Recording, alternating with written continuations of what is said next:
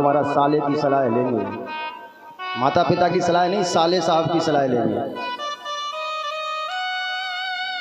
आप घर में काम करो, साले की सलाह लो, अच्छी बात है, पर कम से कम माता पिता को फिर भी पूछते रहो। तो बोले महाराज ये कलयुग है और इस कलयुग की बड़ी विडंबना है, तो क्या किया जाए? बोले कुछ नहीं, केवल एक उपाय है। क्या? बोले सप्ताह यज्ञेन कलौ पुनन्तिते। ये सप्ताह है जो ज्ञान यज्ञ है, श्रीमद् भागवत है, इसका उनको वर्णन सुनाना पड़ेगा, जिससे कि उनकी मूर्छित अवस्था खुल जाएगी। तो कहा महाराज कहाँ सुना है?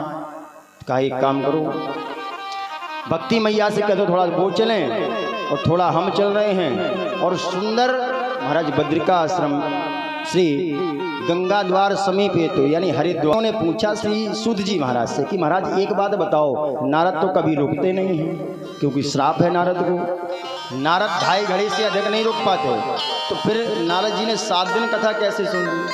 ये तो बड़ी विचित्र बात है। तो श्री सूत जी कहते हैं कि ऋषियों, नारद जी ने कथा सुनी है और श्राप कुछ जगह काम नहीं करते, इसलिए कथा भगवान की नारद जी ने सुनी। बोले कैसे? बोले एक बार नारद जी ने तपस्या भी की थी, एक बार नारद जी ने तपस्या की थी महाराज, उस समय उस श्राप को अलग कर दिया। और आज वह श्रीमद् भागवत महापुराण सप्ताह ज्ञान यज्ञ का श्रवण कर रहे हैं, उस श्राप को अलग रख दिया महाराज। आज सुंदर आसन बिछाई मैया, भक्ति को, ज्ञान वैराग्य को सुंदर आसन दिया, कहा आओ विराजमान हो जाइए। और सुंदर कथा प्रारंभ हुई। सनत कुमारों ने सुंदर कथा को प्रारंभ किया और प्रारंभ करके कथा में प्रश्न कर दिया श्री नारद जी ने कि महाराज ये श्रीमद् भागवत महापुराण जो है वो किसी जिंदा व्यक्ति को मुक्ति दे दे, किसी धर्मात्मा को मुक्ति दे दे, ये तो अच्छी बात है, सरल बात है। क्या ये श्रीमद् भागवत किसी को मरने के बाद, जिसने जीवन भर पाप किया हो उसके बाद वो मर जाए, फिर भी क्या ये मुक्त कर सकती है? तो उन्हीं को समझाने के लिए श्री सनकादिक ऋषि ने सुंदर एक अजामिल श्री धुंधकारी उपाख्यान सुनाया, धुंधकारी की कथा सुनाई। बोले महाराज धुंधकारी जो है उसने सारे जीवन पाप किए, अंत में वो एक प्रेत बन गया, और प्रेत बनने के बाद जब उसे कथा सुनाई गई तो उसकी भी मुक्ति हो गई। तो बोले महाराज इसको विस्तार से सुनाइए। तो बोले महाराज सुनिए विस्तार से। तुंगभद्रा तटे पूर्वम भूतपत्रमुद्यमम् यत्र वर्णा स्वधर्मेणो सत्यकर्म तत्परः। तुंगभद्रा एक नदी है और उस तुंगभद्रा नदी के किनारे एक सुंदर नगर है, और उस नगर में 4 वर्ण वास करते हैं, ब्राह्मण क्षत्रिय वैश्य और शूद्र, चारों वर्ण वास करते हैं। और महाराज एक ब्राह्मण देवता है जिनका नाम है आत्मदेव। आत्मदेव सुंदर विद्वान ब्राह्मण हैं, धनी हैं और सुंदर आचरण करने वाले हैं, ब्राह्मणत्व को मानने वाले हैं। और इनकी एक पत्नी है जिसका नाम है धुंधली। अब आत्मदेव महाराज का जैसा नाम वैसा गुण, और धुंधली का जैसा नाम वैसा गुण। अब नाम धुंधली, काम भी इसके धुंधली। कैसे? बोले महाराज जब तक पति घर पे रहे तब तक मानो इससे बड़ी कोई सती है ही नहीं महाराज, पतिव्रता कोई स्त्री है ही नहीं जब तक पति घर में है। और पति घर से बाहर निकला तो महाराज इसका भोजन पचता नहीं है जब तक किसी में झगड़ा ना करवा दे, जब तक किसी में मोहल्ला पड़ोस में झगड़ा ना करवाए तब तक इसका भोजन नहीं पचता। जैसा इसका नाम है वैसे ही इसके गुण हैं। और परमात्मा कहते हैं कि ऊपर की बनावटी हमें नहीं देखना, हमें तो केवल अंदर से व्यक्ति क्या है उसको देखना है। निर्मल मन जन सो मोहि पावा, निर्मल मन जन सो मोह पावा निर्मल मन जन सो मोह पावा निर्मल मन जन सो मोह पावा निर्मल मन जन सो मोह पावा मोह कपट छल चित्र न भावा मोह कपट छले छिद्र न भावा निर्मल मन जन सो मोहि पावा। महाराज निर्मल मन जन सो मोहि पावा और मोह कपट छल छिद्र न भावा। और धुंधली का काम महाराज यही है, मुंह में राम बगल में ईटा। अब इनके घर में सब कुछ है, धन संपत्ति वैभव विद्युत्ता हर चीज है, पर कष्ट एक चीज का है, क्या महाराज? संतान नहीं है।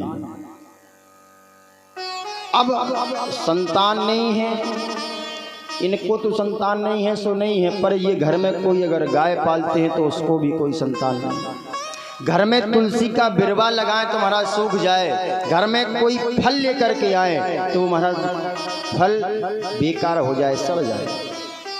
अच्छा कोई एक कमी हो अगर तो पड़ोसी महाराज जीने नहीं देते।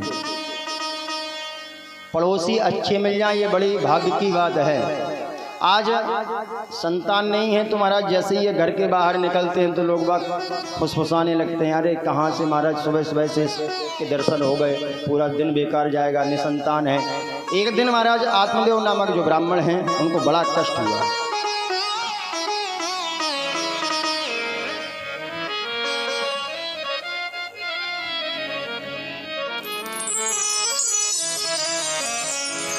बहुत कष्ट हुआ आत्मदेव नामक ब्राह्मण को। कहा अब मैं मर जाऊंगा, ये जीवन मुझे अब नहीं चाहिए, क्योंकि इस जीवन में अगर संतान नहीं है तो ये जीवन किस काम का है। महाराज ये मरने की इच्छा से घर को छोड़ करके जंगल को चल दिए। अब जंगल में पहुंचे तो महाराज इनको प्यास लगाई, और जैसे ही प्यास लगी तो महाराज ये जल ढूंढने लगे। पीत्वा जलम निष्णन्तु प्रजा दुःखेन कर्षिता।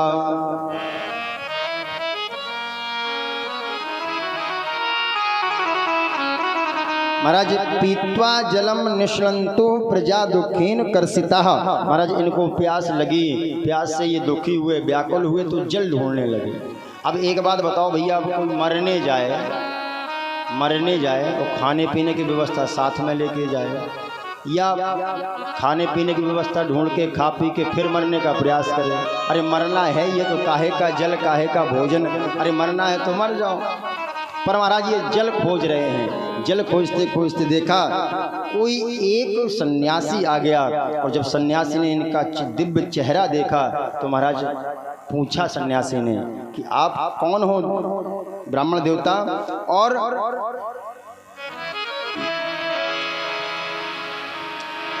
कथम रोदसी विप्रत्वं काते चिंतावलीयसे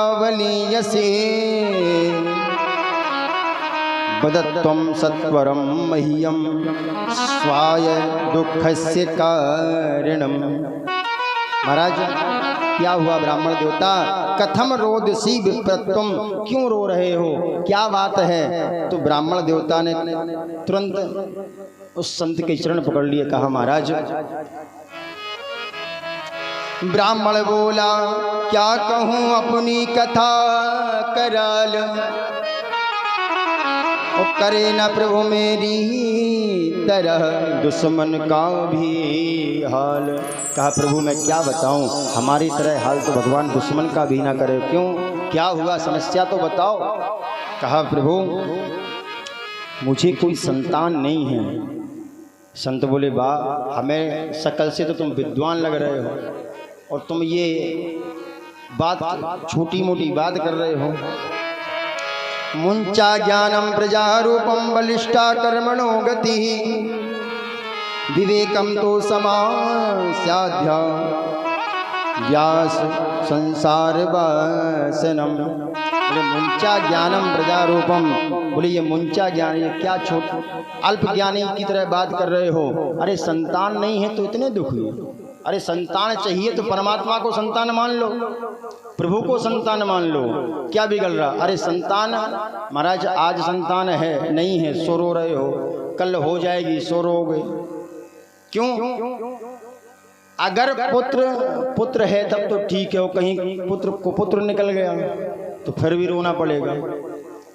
तो ऐसा पुत्र क्यों मांग रहे हो जो कुपुत्र निकल जाए। अरे पुत्र मांगना है तो ऐसे परमात्मा को पुत्र बना लो जो महाराज पुत्रवत, जो अपने पुत्र होने का फर्ज निभाए।